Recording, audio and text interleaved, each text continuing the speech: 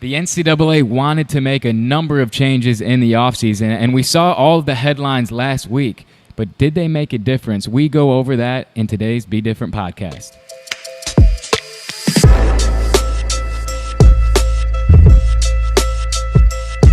August 16th, 2018, and the Be Different podcast is back in the downtown studio with a very special friend of ours, and that's the guy to the left of me, Brady Labor. Brady Labor, welcome back in to the Be Different podcast. How you been this summer? I've been great, Brad Redford, and it's an honor to be back on the Be Different podcast with you and your illustrious crew. Yes, and to see your face and hear your voice means one thing, and that's basketball is right around the corner. Absolutely, we are getting there, and Nick Given and Greg Witchard, they are here as well. Boys, how are you doing? Fantastic.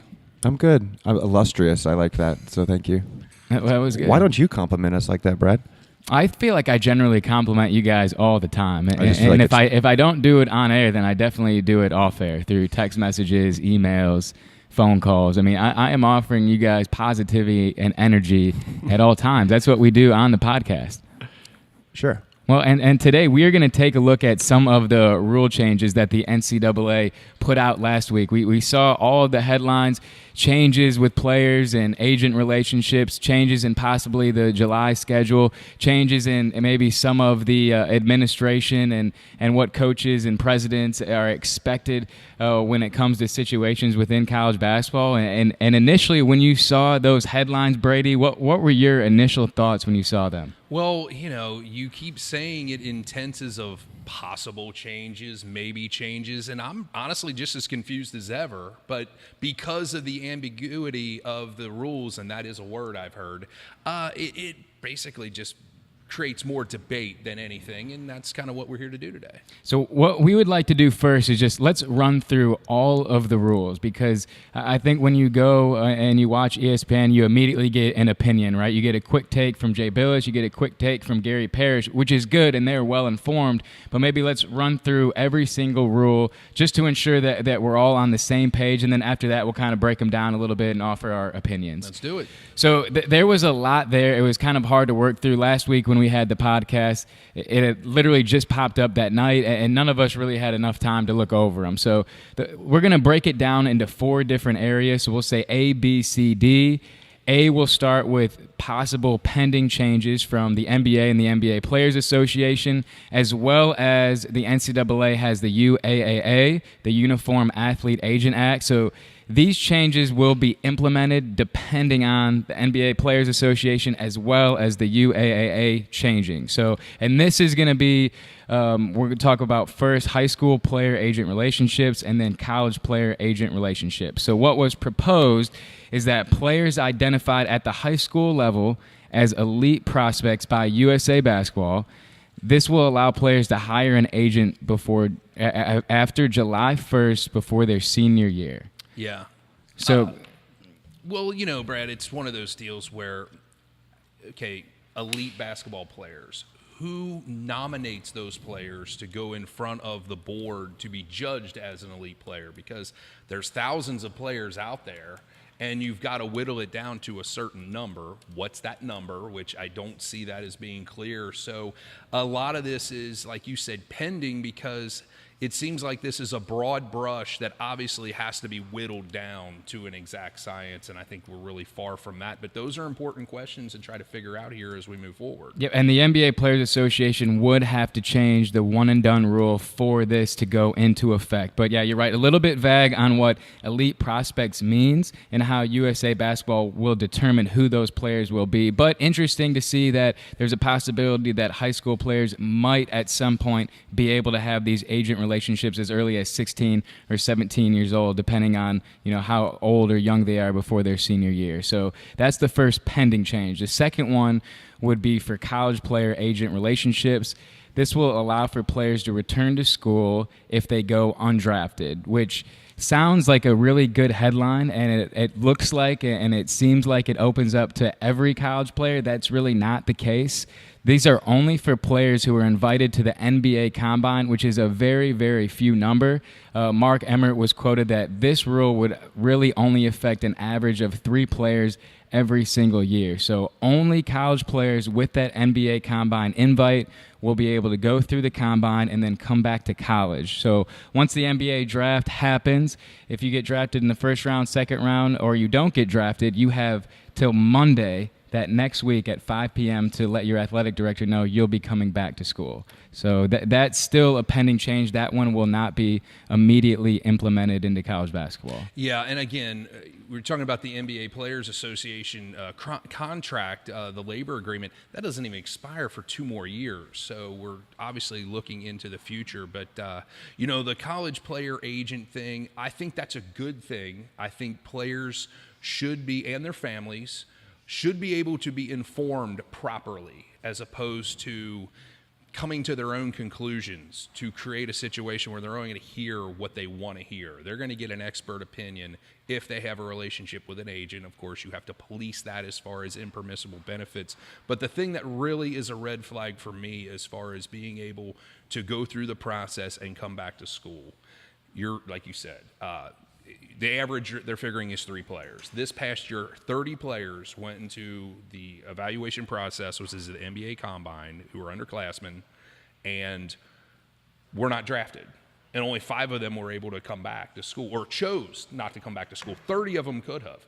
And a big part of that reason is, say you've got a guy, say Brad Redford's a junior at Xavier, and he wants to go test the waters, and you don't get drafted and you want to go back to Xavier. Well, doing the proper due diligence, the coaches at Xavier have probably promised your scholarship to someone else.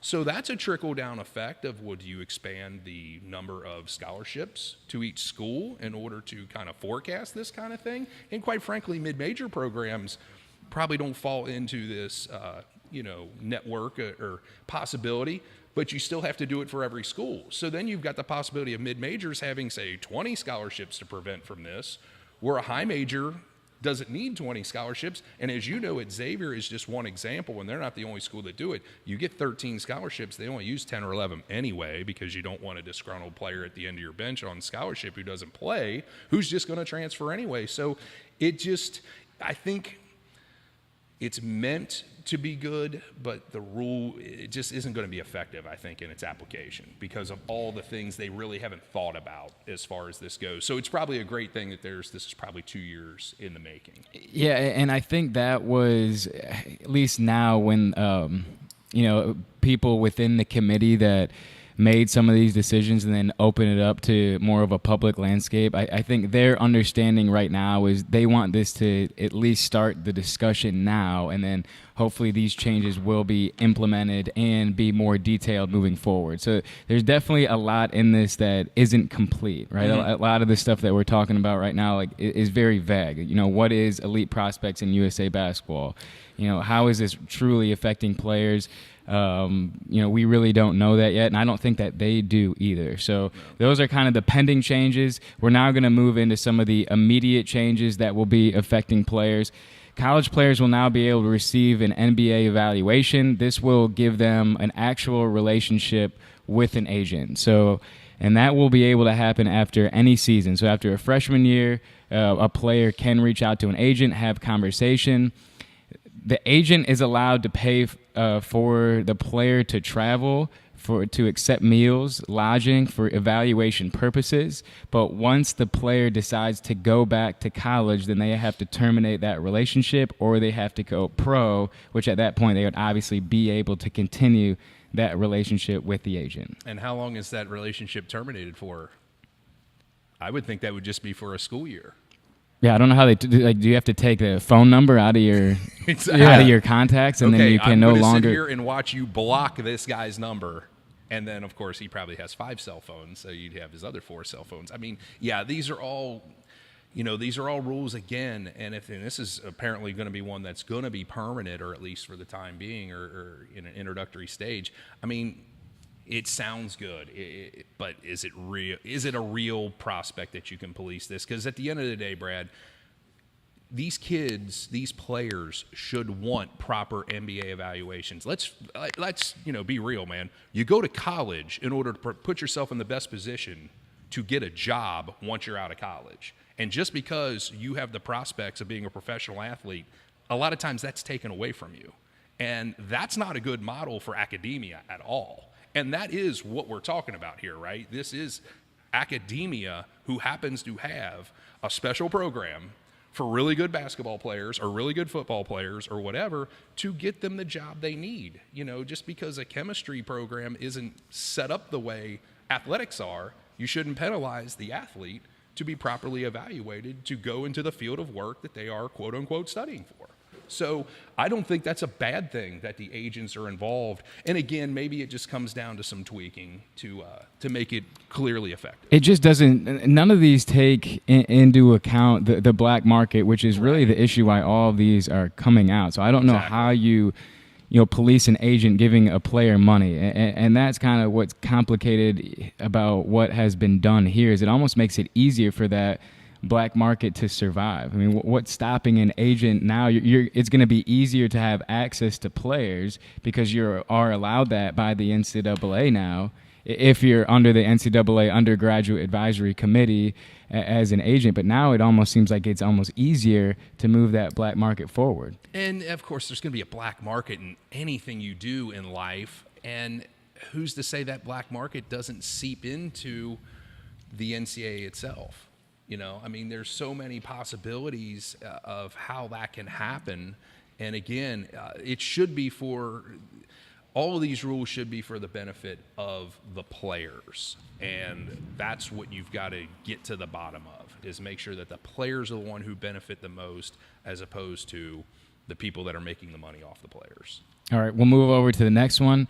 More official visits, which I know college coaches are excited about. They're going to have less weekends now. They're going to have to take care of even more visits with more high school players coming in for a full weekend. And I know how much they enjoy having a 15 and a 16-year-old and take them out to dinner for a Friday and a Saturday night. But players can now have 15 official visits. They can have 5 before their junior year, 5 during their junior year, 5 during their senior year, and then 5 after graduation as well. So that number is now at 15, where before I believe it was at 5. And what I don't see clarification on either is, say you really like a school, as a junior, can you take the official visit, to the same school more than one time?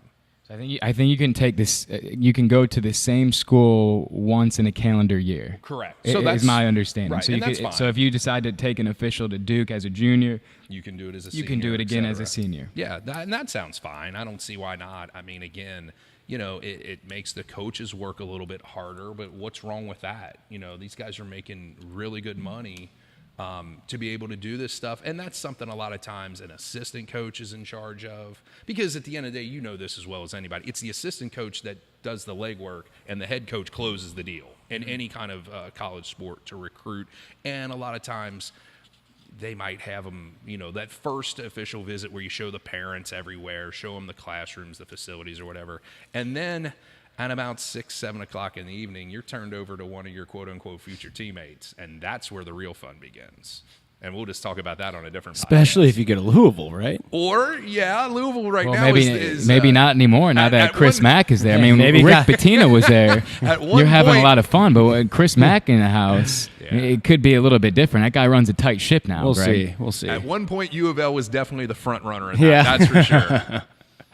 Well, I'm glad that players can take those officials earlier. I don't know if 15 is the number. I don't know. But it is good that players can now take those officials as a junior, because a lot of guys are making their decision to go to a college earlier and earlier. And I know for me, I had to make my decision right before my junior year. So I didn't even get a chance to really take any of my officials. So any of the unofficials that I did to that point, that was on the dime of myself and my family. Another immediate change that is affecting players, degree completion. Players can return to complete their degree under 2 qualifications. One, they have to be at that school for 2 years, and then after that, they have to complete their education within 10 years from leaving the school. So if you're a guy who plays as a freshman, sophomore at a university, you decide to leave, play professionally, and move on with your career, you will have the opportunity to come back. Your scholarship will be honored as long as you complete that degree within 10 years after you leave the university. Well, my first point is, why would a college not want a player/student to come back and complete their education regardless of the circumstances? You should make it as easy as possible for them, because that name on the diploma is going to hang up on a wall somewhere, and it's always going to say that school's name, and that's, worth the price of gold sometimes. And there are other schools, and most of them are high majors because they have a lot of money, but using the University of Kentucky as an example, and they've done this for at least the last 20 years. It's called the Kaywood Ledford Scholarship Fund, named after their late play-by-play announcer. After he passed away, they created this fund, and it was basically through donations, but any basketball player who left early, even if they played 4 years and didn't complete their degree, they were a semester too short. And sometimes you come up down on your luck because if you're not a, NBA player with guaranteed money, you play a couple years overseas and, that's not enough money to set you up forever. And college is expensive, let's face it. I'm still paying on student loans at my advanced age. It puts them in an opportunity to complete that degree because at the end of the day, that's what they're there to do, complete the degree and put themselves in a position to be productive adults regardless of whether they're an athlete or not. And it's gone even, taking it another step where John Calipari has, and this is real, a lot of people that don't know John Calipari all kind of think this is, just part of his marketing campaign, but it's real, is that these one-and-done guys, the guys like John Wall, you see those guys on campus playing pickup games in the summer because they're also taking a class or two to kind of whittle it away. And it might take them 20 years to get the degree. The point is they get it, and they can afford it. John Wall can afford it, obviously, with his pocket change. But there's other guys who maybe can't. Guys like Perry Stevenson and Ramon Harris, guys, bit players who were a semester too short that are trying to earn a living playing basketball. And you have to do that in a certain window, correct, Brad? Yes. You can't just say, well, I'll go ahead and finish my degree and then try to play basketball, because that window is small. It's very small to play professional sports, and we're narrowcasting it into basketball. You got to take the opportunity when it's there, and sometimes that's 10 minutes after your season ends. And you've just got to, strike while the iron's hot and then come back later. And I think any way that you can make it easier for a college student, regardless of whether they're an athlete or not, to come back and get their degree, that's just a win-win. Yeah, I agree, and you're right. The players do have a short window to truly enjoy their top years playing as a basketball player. And for me, I love the education piece. Right, out of all of these rules, which is almost laughable, though, we call these guys student athletes. There's literally one small rule out of the 20 that actually even talks about education at all. So. Yeah. That shows you how much that academics really matters to this whole institution that is called the NCAA. The tail wags the dog, Brad. Yeah. Let's move on to rules affecting the administration. So a little bit confusing here as well, which I think we'll find in a lot of these rules. None of these are clear-cut, and I think that is done by design. But complex cases would go directly to Condoleezza Rice's recommended independent group to handle. So Mark Emmert and the NCAA estimate that about 5 cases a year would go to these recommended independent groups. So neither of these groups would be associated with schools or conferences completely outside of the NCAA. The reason for this is that resolutions should be faster with no legal fees. Presidents and athletic staff must fully cooperate with investigations. So if something happens with the coach, the president, as well as anybody within that athletic staff, will be under investigation as well. In addition to those rules, 5 public members will join the NCAA Board of Members. So kind of a lot to process there. I don't know how much that this does, but it just seems like it adds more government and more politics to what already is a confusing process of the NCAA. Well, let me just clarify this. Are we talking about situations where there is the accusation of rule breaking, like say by a coach, like the Brian Bowen situation at Louisville, just for an example? Is that what we're talking about here, investigating those kind of situations? Yeah, I would think these would be your higher profile, more complex cases at your clearly identified top schools. So it doesn't take 10 years to figure out that the University of North Carolina had a class that anybody on campus could take for 3 free credit hours, as long as you paid for the 3 free credit hours. I don't know. I mean, they did not truly specify which cases would go here, so I don't know And that's why I'm asking, because, that's just a whole bunch of words sort of formulated into sentences that really don't make sense to me. My thought would be on these that when they say complex cases, I think they're meaning more cases involving money. So if there was an issue with a shoe company and player right. or a financial advisor and a coach or the administration somehow paying. I mean, I feel like complex cases means outside of the education piece. I'm thinking more big money, more organizations involved. And why would this be about education, Brad? It's not. Nothing's about education. I just, that's the whole, funny thing about it. And no offense to Condoleezza Rice, but what makes her an expert on these situations? I mean, she is a high-level politician who is a huge college sports fan. But, Brad, I'm just a guy who works a 9-to-5 job, and I'm a huge college sports fan. I mean, we're talking about it. Can we come up with these solutions just as well as her? I mean, that's the other thing. How does she get nominated to, be the one in charge of this stuff? And that's no knock on her personally or anything like that. I'm just saying whether it's her or anyone else, I mean, who figures that stuff out, and who's part of her board? And how are they selected? Those are all questions that got to be asked because, there's a lot of money on the table there that needs to be determined. And how much of that is a political appointment? Because, again, she's kind of a politician and the NCAA is kind of a political, entity if you really break it down to the nuts and bolts. Yeah. So, not to offend anybody, because I really like being involved in the NCAA in a very small way. Well, I think we should get Brady Labor involved on the committee. If we could get Brady on the same page with Condoleezza Rice, I think these rules would move in a much more positive direction. Well, maybe you can do the top 100. That's you can pick about all that. Well, did you? I guess the NCAA didn't notify USA Basketball that they were making these announcements. They just put it out there so and USA didn't really talk to Basketball anybody. had no idea. They don't want to do it. They said we don't have the infrastructure for that. They want the NBA to do it because they're the one running the combine process anyway. Mm-hmm. So you're going to force USA Basketball to evaluate 100 kids and probably do it really poorly? It just doesn't make a whole lot of sense. My main question is, Brad, do you think you would have been considered an elite player? Well, I have no idea. I don't know. Well, in your heart, because we still don't know the right. the whole scope of how many players that they are choosing. Is it 100? Is it 200? Is it 250? Well, like, for example, you were Mr. Basketball in the state of Michigan. That's one of 50 states in the United States. That should have put you in the top 50, correct?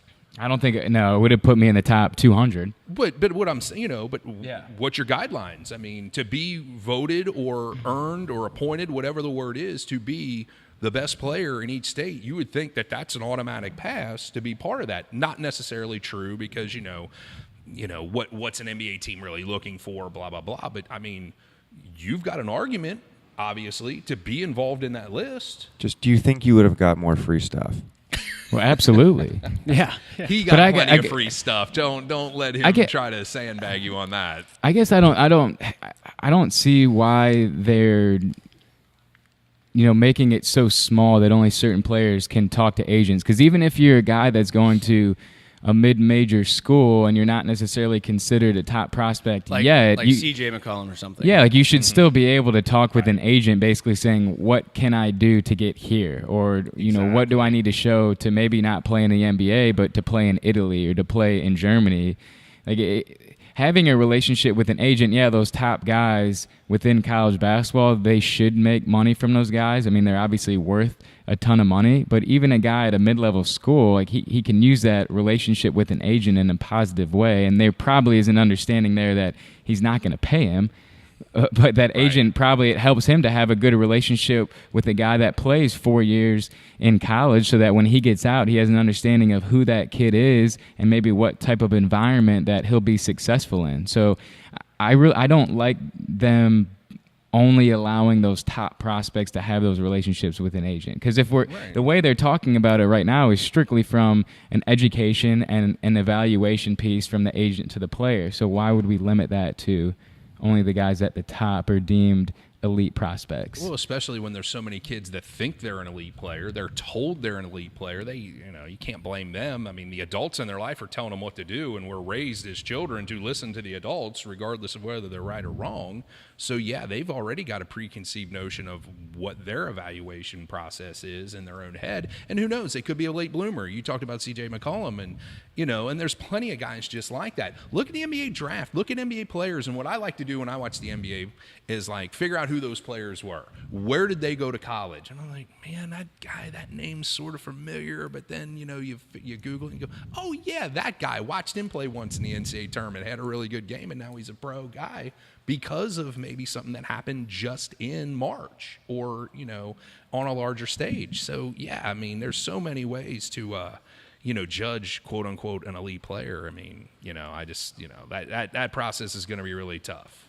And we had talked about this a little last week also, was the fact that, all right, these juniors go out, they can do the combine, all that stuff. Well, how long does the school wait to not give up their scholarship spot? Because do they fill that spot after a month? How long do you wait on a player to decide if he's going to? Well, the way that it's written, though, it's not going to affect.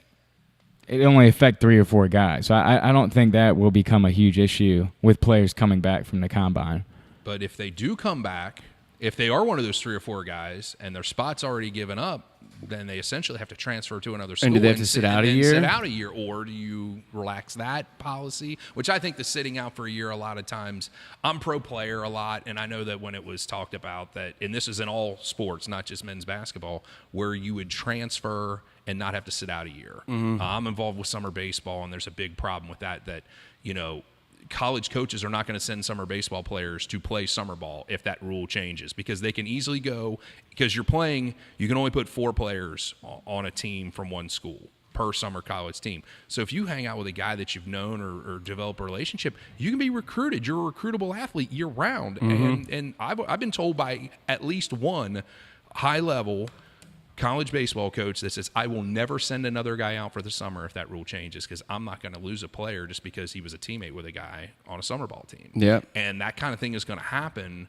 maybe not on that quite of a level with the way the baseball model is. But, yeah, I mean, you've got to make it more friendly for the player, but you also have to do it in a way where it doesn't absolutely break the back of the coaches. Mm-hmm. I think the NCAA kind of has it right with, Shea Patterson being able to play the year after transferring from Ole Miss, because Freeze essentially lied to them. So, right. If there's some sort of issue within the school or anything like that, I think that's valid to be able to play the next year. And sometimes they do allow that, for sure. But, as far as this goes, where a guy is doing his due diligence and try to figure out his prospects on the next level, and he almost gets penalized for it, man, that's a tough one to smack a kid in the face with.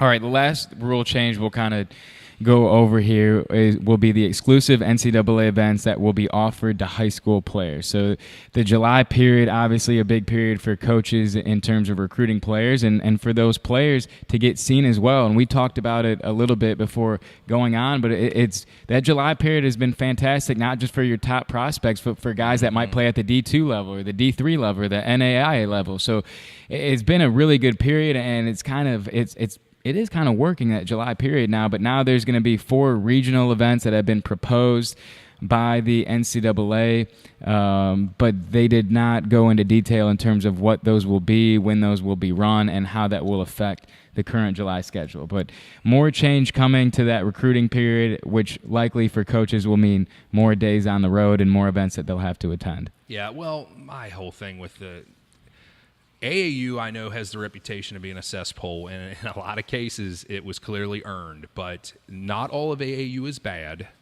and not all of high school is good. You've got to take that, again, on a case-by-case basis. And, this is a group who's decided that AAU is evil, and here's how we're going to streamline it. And, again, elite events, I mean, you just never know when a guy can rise and shine. You might have a kid that's clearly a D2 prospect who might not get an opportunity now to be seen by a high level or even mid-major coach, because he's the 6th or 7th guy on a really good AAU team. He's just had that opportunity to be showcased taken away from him. And let's face it, coaches are going to go evaluate in the summer because it's easier. You're going to see more players than to have to go to a high school gym and hope to see one good player when you can sit and watch, 9 games in a day and see hundreds of players that you can evaluate. Dante Allen, a kid from Pendleton County, Falmouth, Kentucky. He's a kid from a very small high school here in northern Kentucky, and he was a kid who was getting a lot of mid-major offers because he really wasn't on a high-level AAU program. He was coached by Tricia Mackey, don't get me wrong. She's a great AAU coach, but she's not involved in the EYBL circuit, which is where all these high-major coaches go. But he changed teams and was able to get more of that exposure, and all of a sudden, out of nowhere, he blows up, as they call it. He goes into the top 50 of the recruiting rankings, and it was really because of him changing teams, getting in better leagues, and who knows if he could have done that in the past. And he goes from getting a lot of solid mid-major offers to getting some pretty nice high-major offers, and that's how he's able to land at the University of Kentucky as an example. And if you stream that down, and even the AAU team he's on now is not deemed to be one of these, elite programs because they don't have the funding, et cetera, that's really tough, man. You're really kind of pigeonholing a kid who's not probably going to get the opportunity to expedite his potential. And again, not everything's bad with grassroots basketball. And I think we're being told by this group that creates these pending rules that it is. And I just think that's just painting with a broad brush, to be honest with you. So Brady, we've been through all of the rules, had some time to digest it. Do you give the committee any credit for what they're proposing or the direction that they may be moving? I think they're trying. And that's all, the effort is there. I just don't know how sometimes it's misguided, I think. And they are definitely putting forth an effort, which is more than what's been done in the past. So hopefully, maybe what they just need is to have some folks that are involved in the committee that have more of a hands-on background in these kind of things, instead of just kind of looking from a perch and maybe having some preconceived notions about some things that maybe aren't as bad as they think they are. Well, there's no doubt that the NCAA wanted to make changes, that they wanted to make a splash. And when the FBI investigations came to light in the early fall before this past season, was that really a surprise to anybody? I don't think so. This money is being thrown around in college basketball and college football to these top prospects, these top players and coaches, and then it finally came to light. But the NCAA, the coaches, everybody knew that this was already happening, and the only difference now is the public perception. So now the NCAA has had to deal with that negative public perception from everybody, and they wanted to make a splash. Mark Emmert said they were going to make sweep changes. They were going to happen very quickly, and this is their attempt to start moving forward in a positive direction, from a public and a media standpoint. And that is really all that these changes are right now. Are they heading in the right direction? Sure, they're talking about some interesting things with high school players having closer relationships with agents, with college players having closer relationships with agents. But to this point, it hasn't gone far enough. And there hasn't been a ton of discussion about how do you get there? Where do you go? I think if you're someone who loves college basketball like all of us, if you're someone who's very traditional in the way you look at college basketball, you need to start opening up your mind to new concepts and new ways to make this move forward. I love college basketball season. We all do. I love the NCAA tournament. I love watching all brands of college basketball, low level, mid level, high level, whatever you want to call it. I love all of that, and I think there's a way to still keep it at some level. But let's just call it what it is. Let's attack that black market. That's all that they really needed to outline, is how do we take the financial advisors and the agents from where they're giving money to these players and these kids, and it's illegal as of now. How do we put the power in the hands of the players? And that's what these rule changes should be. They should be a very detailed list of how are we going to benefit players, because these are kids getting recruited at 12 years old, 13 years old, 14 years old. They're playing their prime basketball years from 18 to 28 in most cases, some 18 to 23. So let's put the power in the hands of the players. This didn't go quite far enough for me, but I at least appreciate that there is some discussion in trying to do that. But I hope that as they move forward, they bring in more people, within college basketball to add to these details. And then when they do put something into a public title, it's not just a headline. I'd like it to be more detailed and thought out rather than just throwing up a bunch of discussion. Absolutely. They kind of just threw out a bunch of stuff and see what was going to stick to the wall. And it's a good start. I mean, I'm glad they're trying to do something.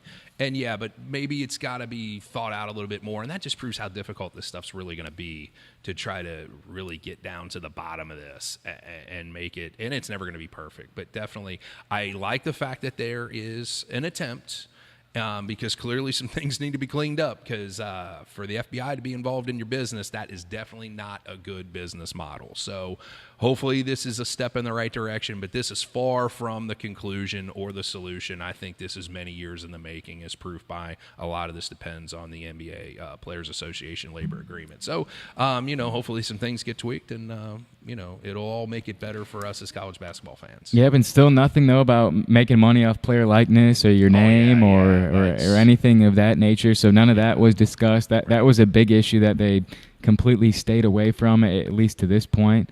But, yeah, it was interesting going through the rules. I mean, I read over stuff for hours before coming in here, and it was challenging to even find what is factual and what is actually happening and what is not happening. I mean, it's tough. I mean, you can look through 10 different articles and you can find, pieces that really don't work in coordination with each other. So very difficult to kind of piece everything that they have laid out here. Well, and I mean, like I said it before in passing, and it sounded like a snide comment, but maybe that makes Condoleezza Rice the perfect person to be involved in this committee and to chair it because, there's so much minutia. You need to have like a law degree and be a politician and find, with a fine-tooth comb trying to find those little morsels to figure out how this all ties together. Maybe that's the reason someone like her is so qualified to be a part of this because there is so much.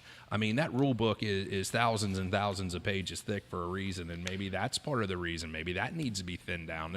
Yeah, you're right. And you're right. They didn't even scratch the surface. They didn't even talk about how are players going to get paid, compensated. That's the main thing everybody really wants to talk about. That's a really tough thing to do because it all comes back to Title IX because if you pay a football player or a men's basketball player, you got to pay the lacrosse player. And what is the, proper payment for that? But I hate that argument that it's not fair or the college basketball. That's right. And if a college basketball player is worth money or a college football player is worth money, why can't they make money somehow off of what they do and their brand? I mean, Justin Bieber can sing and make millions of dollars. He can go to college. Sure. Kylie Jenner, if he chooses. Yeah, Kylie Jenner was just on Forbes. She's making billions of dollars. She can still go to college. But Zion Williamson, who just had 29 and 13 at Duke and is going to make them a ton of money, he's not going to be able to make any money. Well, like how about college golfers? Tiger Woods didn't finish at Stanford, and nobody hates him for doing that. I mean, he was a college golfer. He's not the only one. There's a lot of them, but the honesty is a lot of folks don't really care about those sports. And I know that seems cruel, but again, you said it perfectly. Life's not fair. And at some point, we got to teach people that it's not. And sometimes it's the school hard knocks, and that's kind of where we're at with this stuff, unfortunately. Well, Andy, I think a lot of these top prospects, too, are coming from low-income homes. Yeah. Or, middle-class homes where they can make a lot of money off of their likeness right now. So why not allow them to do that? You got a kid in the dorm room across the hallway from them that's getting hammered 4 or 5 days a week. And meanwhile, I got a kid that's one of the... Well, I'm just saying, most of those guys, most of the kids that are at school, their mom and dad are paying for all their bills. They're getting $5,000 a month from their parents. They get to work a job, and they get to make an hourly rate. $5,000 a month from who do you know? Who are you friends with? Yeah, he went to Xavier. You don't think at some of those private schools that those kids are. You go to Miami, Ohio. Yeah. Oh yeah. I mean, you go to the parking lots there. How many kids have Range Rovers? Oh yeah. And Mercedes at Miami, Ohio, at 18 years old? They're not doing anything. And the fact that a kid that's working his butt off, that's constantly in the gym, working on his body, doing the right things, holding up not only a brand for himself, where he's from, his family, but also the school, trying to build up that brand. He can't make any money off of that. And he's not allowed to have a job at, delivering pizzas because of the time commitment. And so that's why, and you can have Condoleezza Rice work on this. You can have Albert Einstein work on this. Bottom line, life isn't fair. Business is business. Some people are just better at certain things than other people. Allow people to make money off of their talent. So the more power that we give to the players, the more balance that we give to them, the more space we allow them to grow. Let's not just grow them as athletes and not just grow their education, which I think is great, but let's grow their business minds. Let's grow their business model. Let's allow them to build their brand. I think we need to push at each school to start building these players' brands, allow these guys to really find themselves not just on the basketball court or on the football field, but let's allow them to figure out, okay, how do you take this talent and actually use it as something that you can use for the rest of your life? And I think that's the biggest problem that we have right now is these players are so wrapped into their identity as players. We're not growing them early enough as businessmen and seeing what else they can be as well outside of what they're already doing at a high level. I tell you what, preach on, Brother Brad. But that's the other thing, too. That's kind of determined as an impermissible benefit, is for how do you teach a guy who's about to become instantaneously rich, who, comes from an impoverished background. They're not allowed to be taught how to balance a checkbook or how to, invest their money, because it's an impermissible benefit that somebody in the English department, can't receive either. So it's the system's kind of backwards in a way, but your points are well taken, Brad, and you come from the point of being a guy who played high level college basketball, had a talent, and also you did come from a background that was not impoverished. You're clearly from a middle class background who probably could have went to college even without the skill of basketball to pay for it. So, and I think that's coming from your perspective, that really. Probably qualifies you to be on that committee with Condoleezza Rice. Well, but even for a guy like me who is like a middle-class white kid from the suburbs, right? Like, I mean, I had a house to live in. I never had to worry about food on the table. I knew that my parents would drive me to practice, right? Like, I had a good upbringing. I had a mom and dad, but still, my focus was playing basketball, and that I had in common with the teammates I had from inner city New York or from Detroit or wherever. That I had in common, and I was obsessed with it. That's all I wanted to do. I had a skill. I had a talent for it, and I feel like if you have that unique skill set and you are one of the top players in the country, that means you're probably one of the top players in the world as an underclassman, because this is, the best country in the world for basketball players. Like, we need to grow that talent and then expand them in that way, because they're different. They are different in that space. So I'm all for the players. I mean, I think the players need to be more involved with these conversations, and I don't think that's happening. So maybe that's where my frustrations lie, is just, if we're going to do this for the players, then bring the players on board. Absolutely. Bring former players in, and let's have these conversations. I understand that some of these conversations are complicated, but it can still work. These guys love the game. We love watching the game. Let's bring these guys in and give them a chance to actually speak their minds and come up with a solution that makes sense and doesn't take 20 hours or 30 hours or 40 hours of reading to figure out what they even came up with. So there's just bottom line, there's a lot of loose ends in this stuff. Yeah. There's some interesting conversation. There's obviously some headlines that'll make your eyes pop a little bit, but at the end of the day, so far, not really a whole lot different than what's currently happening. Absolutely. And it just proves what a mess it is sometimes when, Brad Redford has to ask a guy like me to come in and try to figure this stuff out. Well, Brady, you're a very intelligent guy. I don't know who's this. I would say Brady's probably the smartest guy in this room. Oh, goodness. You guys are very much shortchanging yourself. That's right. I forgot Tom's over there. You guys are shortchanging yourself if that's the case, but I'll take it. All right. Well, what's everybody else got going on today? Now that we're done, I'm done being frustrated now. You guys got me all heated up here. You did just go on like a 24-hour rant there. I'm sweating going to here. run through that wall for Coach Redford right now. I'm sweating here. Can we briefly talk about, you called him my boy this morning, but I just actually got to see the highlights, and I'm now a Duke fan. Oh, you saw the highlights? Of Zion. Oh, did you see the highlights of Zion Williamson? I did. I'm a Duke fan, not just the 29 and 13 that he got, but how aggressive that dunk was. That I mean, he plays with it. aggression, like it's like a Russell Westbrook aggression. Like it is angry. mean. It looks like he's angry at the rim at all times. Yeah, when and he's a big guy too. Oh, huge. So yeah, lot to be said there for Duke. And Kentucky played well last week, and their Kentucky's going to look really, really good. So obviously, those are the two best teams going into this. But and again, it's high level elite talent that they were able to get to come to their school. How about that? You've got at Duke, you've got the 1, 2, and 3 rated high school recruit coming in, and does that cause chemistry problems for them? A lot of people say yes, because Zion Williamson, a lot of people thought were going to go to Kentucky, and E.J. Montgomery was thought to be going to Duke. And E.J. Montgomery straight up said, when Zion Williamson told him at the McDonald's All-American game, no, I'm going to go flip and go to Duke, he said, there's no way I'm playing with that guy, because it would cause even more chemistry issues than it probably would if he goes to Duke and plays with Reddish and the other guy, Barrett. Wow. Coach K's got his work cut out for him, man. He's really going to need Jeff Capel, that's for sure. I think they're going to be just fine. There was a long pause. They're going to be just fine. Yeah. But, yeah, man. fine. But, I mean, does it come – I mean, Cal Perry's been accused of this. How many balls can you roll out? And Duke's never had those kind of problems before. A lot of people thought it'd be last year, and they really played as well as possible with Bagley and everybody. But still, at some point, these young guys – aren't going to be enamored with the Coach K aura. They're finally going to say, listen, old man, you just get out of the way, and we're going to do this ourselves. Is this that year that it happens? Do you think anyone ever has that actual thought? I think they all To have the Coach thought. K? I think they all have the thought, but do they have the guts to go through with it? I don't think anyone's balls are that big. No one has that big maybe of not balls. just guts, but maybe just the whole that dog in them, they call it. Because at some point, the players are just going to take over on that guy. And there's a lot of people waiting in the weeds thinking it's going to be funny when it happens. I don't think so. It's Coach K. It is Coach K. He's a god of college basketball. He is, but, all gods go down. Everybody has their time, Nick. Yeah.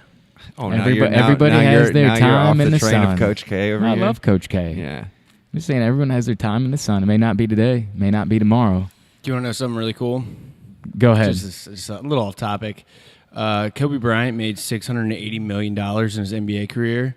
In 2014, he invested $6 million into body armor and just got paid out $200 million. So How good would that feel? He's still doing pretty So well. good.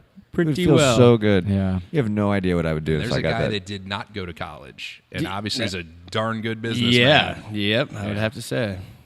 When I was in China, he's on like all of the fried chicken restaurants. He is like the head guy. Like anywhere you go in China, he's like Kobe Bryant and then a little Chinese guy, and they're holding a bucket of chicken. He's everywhere there. That's what I always Literally, think Kobe is everywhere in China. I see Kobe, and that's all I think. I'm just like, I need to go KFC get is- some- Kobe's like KFC, Colonel yeah. Sanders Yeah, in China. But two Like of the, that's how I would explain oh, no Kobe in doubt. China. And two of the best businessmen in the NBA are two guys that did not go to college, and that's Kobe Bryant and LeBron James. I promise. Can I go back and go to the I Promise school? Yeah, right. Am I allowed to go back? What's the promise?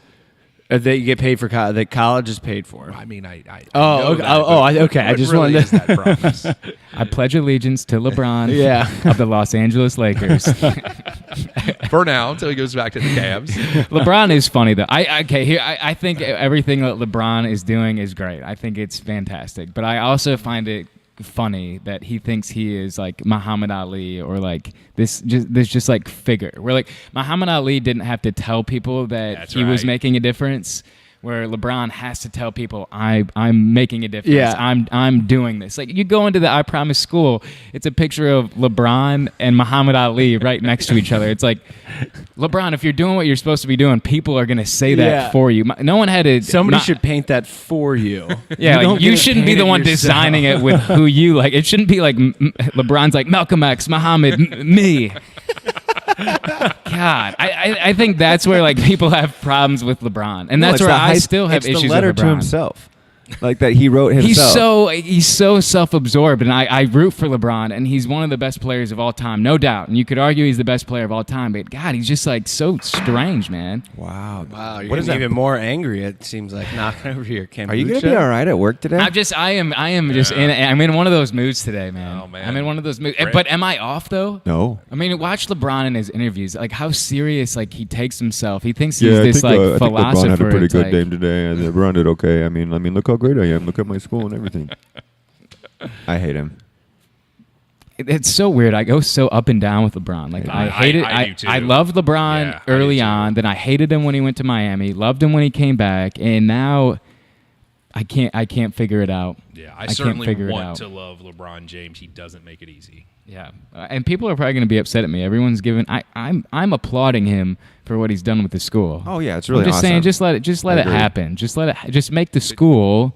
You don't need to make it about you. I mean, there's murals of the guy everywhere in the school, like all in the hallways. Yeah, and he. I mean, we know he did this. We know you did it. He like, put a we lot got of it. thought and effort into making sure that his name and likeness was all over that building. Well, Yeah. maybe it's because they took down the giant banner in Cleveland, and he's like, I got to have another one somewhere. They're not taking Like, those banners no, it's down mine. I'm as gonna long buy as he this pays that rent, and he's got the money to do it. What a character he is. Very polarizing. Yeah, I don't know. I'm trying to. If I wanted to party with any NBA player right now, Well, wow. I'm trying to think who it would be. Well, it'd have to be these guys, you know. It'd have to be one of the younger guys. I feel like Sure. Blake Griffin would be fun to party with. Really? Well, I thought you guys Yeah. were going to say like Wow. Nick Young or whatever. No. you know, Swaggy 'cause- P. Apparently, he's Nick very Young comical. Nick Young would be very fun to party with. Yeah. Absolutely. I mean, I would definitely like to party with LeBron because I can imagine that I every single would door, not. every door is open to him. That's why Oh, it'd be no fun. question. Yeah, I wouldn't want to party with just to like see what he does. I just don't think me and LeBron would like get along. I think it would just. I don't know. You'd start arguing about. I don't think philosophy we'd and stuff argue. like I just that. don't. I just don't think we'd click. I don't think we dislike each other. I just don't know that I'd click with LeBron. Well, you know enough NBA guys that you can click with. You know who's a polarizing guy and basically on the side everybody hates is Draymond Green, and that's one of your boys, right? Yeah, it's one of the broskies. Yeah. It's one of the broskies. So there. Why don't you party with him? All right, fellas, that was fun. We got to get out of here before I right. get in trouble. I'm going to say something too, that's. huh? I'm just in that type of mood right now that if was you get 'cause- me on a tangent right now, it could. I might start getting I in thought a it was little bit of because trouble. you were here. late for work.